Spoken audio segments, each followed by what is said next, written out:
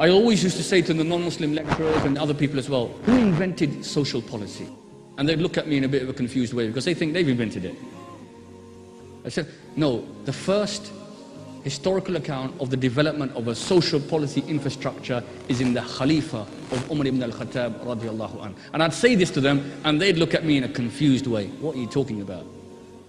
What is social policy? I'll give you an example. Who knows what child benefit is? Anyone know what child benefit is? Children's allowance? Every child gets benefit every week. For many families, brothers, this keeps them afloat. Isn't this a beautiful thing? Where did they get it from? Does anyone know where they got it from? Umar radiallahu anhu. Umar ibn al-Khattab. Umar radiallahu anhu, again, he's patrolling his city. He hears a child crying. He goes to the woman. He says, why is your child crying? And then later on in the night, the child's still crying. And Umar radiallahu anhu came again. And he said, what an evil mother you are. All night your child's crying, why haven't you looked after him? And she said, she didn't know this is Umar. She said, Amirul Mu'mineen Umar ibn Khattab has stipulated an allowance for those children who are weaned off. And I'm trying to wean my child off. And then Umar radiallahu anhu asked her how old her child was. She told him. And then in the Fajr Salah, the narration mentioned, Abdul Rahman ibn Auf mentioned, he says, I swear by Allah, Umar cried so much. Umar cried so much that we could not understand what he was reciting in the Fajr Salah. And then after the Fajr Salah, Umar turned around and Umar radiallahu anhu said to himself, he said, woe unto you, Umar, how many children have you killed due to this law of yours? And then he stipulated that every child in the Muslim world which was born would be given an allowance.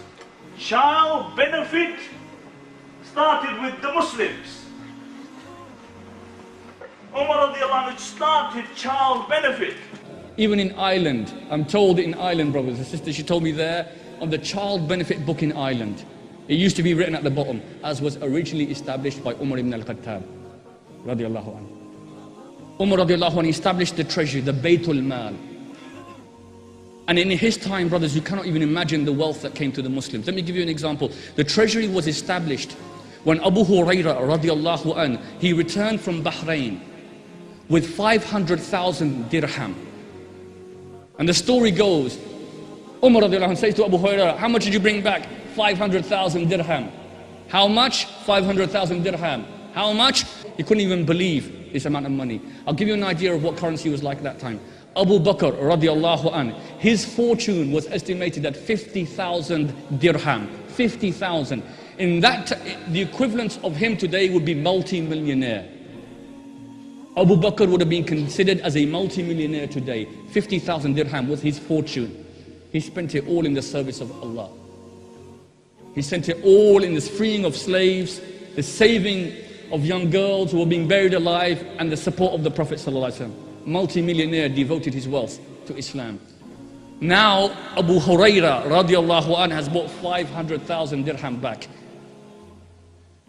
And there was no treasury system at the moment. So he established the Baytul Mal. Anybody who could not work in the Muslim world was given an allowance. Umar is saying, he said, I swear by Allah, I will ensure that the Bedouins in the mountains of Sana will get their allowance. They will get their allowance. For Sayyidina Yarbu and other Sahaba who were blind, he actually had a carer. He had a carer to look after these people. Umar radiallahu anhu saw a group of Christians. Subhanallah. They suffered from leprosy. Umar radiallahu anhu took out wealth from the Baytul Mal. And he gave them, he spent on them to cure them. And those who could not be cured, Umar radiallahu anhu spent on them until their final days. Umar once saw a Jewish man, he was begging. And Umar radiallahu anhu called the governor and he said, why is this man begging for? He said, all his life he's paid taxes, now he can't fend for himself. Why is he begging? So in Islam we have the first occurrence when a Baytul Mal, i.e. a community chest, the collective fund was established. Then Umar radiallahu anhu appointed officials for the administration of this so that it was given to children, to fuqara, those people whose needs were not, to widows, to orphans, to education, to health care, to looking after prisoners, so that the army also and the soldiers had a wage. This is what social policy is, brothers. No other, this is the first occurrence in history where we have.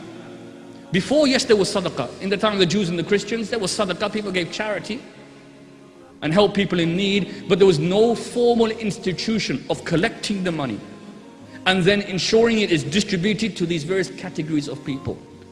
And to give you an idea, so this was Abu Hurairah who bought 500,000 dirham back from Bahrain. When the lands of Iraq had been conquered, 86 million dirham were collected from the lands of Iraq on an annual basis.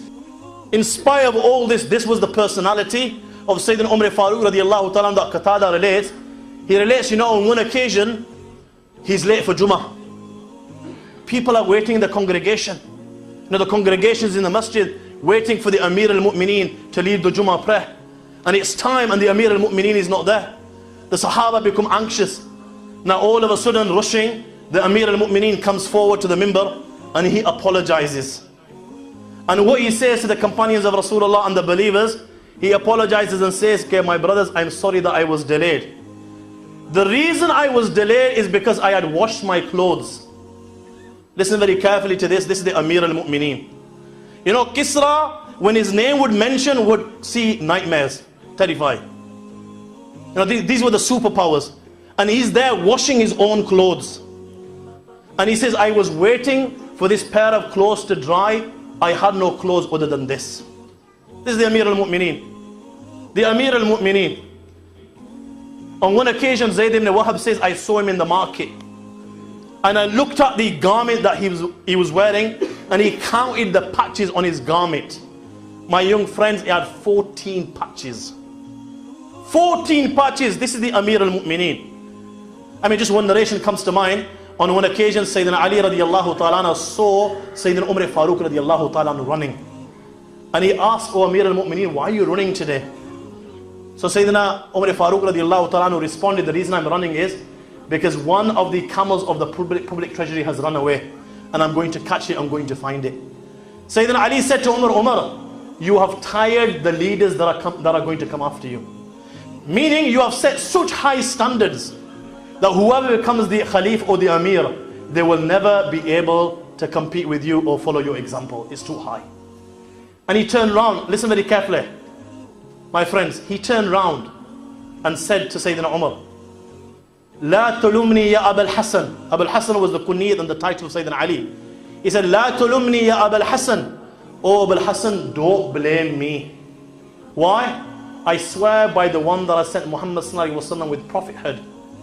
If so much as a lamb was to fall inside the river, Umar will be responsible for it on the day of judgment. You know, if this was a concern Umar had for an animal, for a lamb, that he felt that if a lamb was to die in the river, wander off on its own accord, fall inside the river and die, Umar would be responsible for it on the day of judgment. What do you think his concern was for the general believers?